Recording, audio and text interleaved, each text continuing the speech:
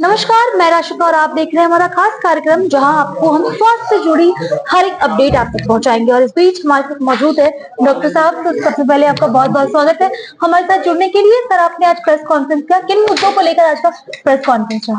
देखिए, सितंबर का जो महीना है वो ब्रेन एन्यूरिज्म अवेयरनेस मंथ माना जाता है। एन्यूरिज्म क्या होता है? जब ब्रेन की नली में कोई गुब्बारा बन जाए, सूजन आ जाए, उसको हम एन्यूरिज्म कहते हैं।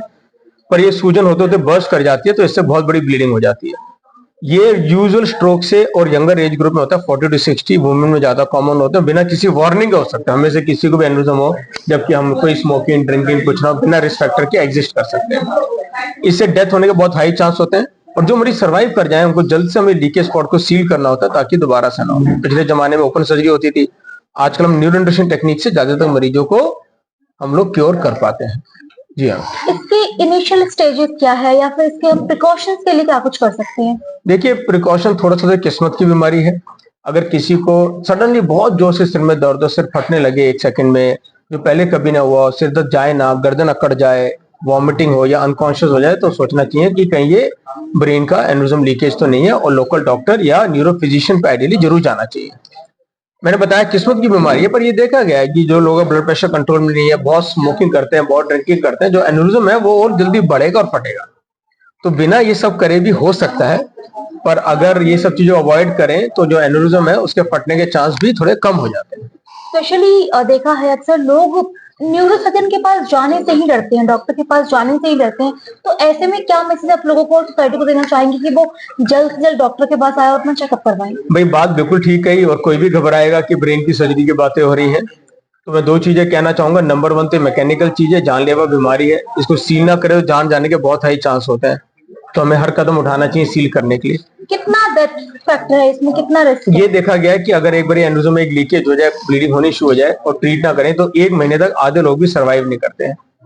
दूसरा अच्छी न्यूज है कि आजकल ओपन न्यूरो सर्जरी के बजाय हम लोग न्यूरो इंटरवेंशन टेक्निक, जैसे हार्ट के डॉक्टर हाथ में स्टेंट डालते हैं पैर की नली और हाथ की नली से, उसी तरह हम हाथ या पैर की नली से जाके न्यूरो इंटरवेंशन टेक्निक से एन्यूरिज्म को हम लोग रिपेयर कर पाते हैं बिना ओपन सर्जरी के। तो मतलब कोई घबराने वाली बात नहीं, जो लोग एकदम से पैनिक कर जाते हैं। देखिए, घबराने वाली बात है, पर 95% कोशिशों को हम लोग क्योर कर पाते हैं। अच्छा, अभी तक कितने केसेस है जो हमारे भारत में आ चुके हैं और कितने पेशेंट जो है, कितना आंकड़ा है जो ठीक हो चुके हैं?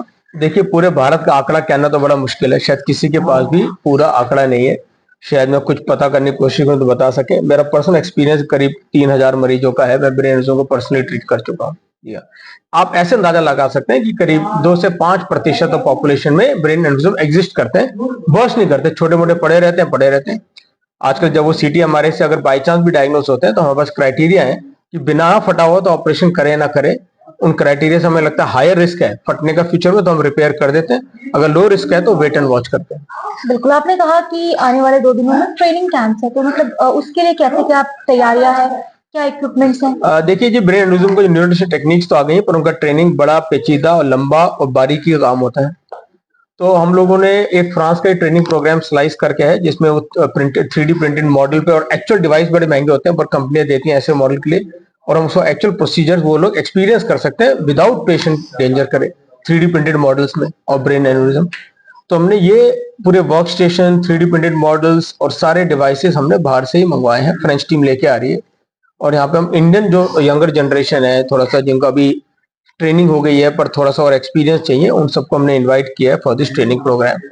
तो इस तरह का प्रोग्राम पहली बार इंडिया या पहली बार एशिया में हो रहा है। तो कितने डॉक्टर्स, ट्रेनिंग डॉक्टर्स यहाँ पहुंच रहे हैं? 25 लोगों का तो वो 3D मॉडल पे ट्रेनिंग होगी, 25 से 30 की, और ओवरऑल 200 लोग आ रहे हैं। 200 लोग? जी हाँ, 200 पीपल आर कमिंग। तो लोगों को अवेयरनेस करने के लिए पूरी तैयारी है? जी हाँ, अपने हमारे देश के जो डॉक्टर्स का, न्यूट्रिशन डॉक्टर्स का स्किल्स को बढ़ाना में, ताकि पेशेंट को सेफली ट्रीट कर पाए, उसकी पूरी तैयारी तो है, बाकी ऊपर वाला साथ देगा।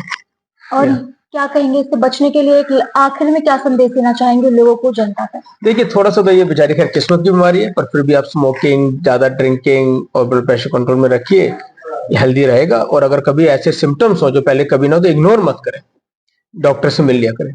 बिल्कुल, बहुत सही बात कही आपने। तो आपने सुना किस प्रकार डॉक्टर ने कहा कि हमें किसी तरह की भी कोई दिक्कत हो तो उसे इग्नोर ना करें, अपने निजी डॉक्टर के पास जाएं, अपने पास डॉक्टर के पास जाएं और दिखाएं और उस बीमारी का इलाज करवाएं। बाकी तमाम के अपडेट्स के साथ आप बने रहे हमारे साथ। धन्यवाद।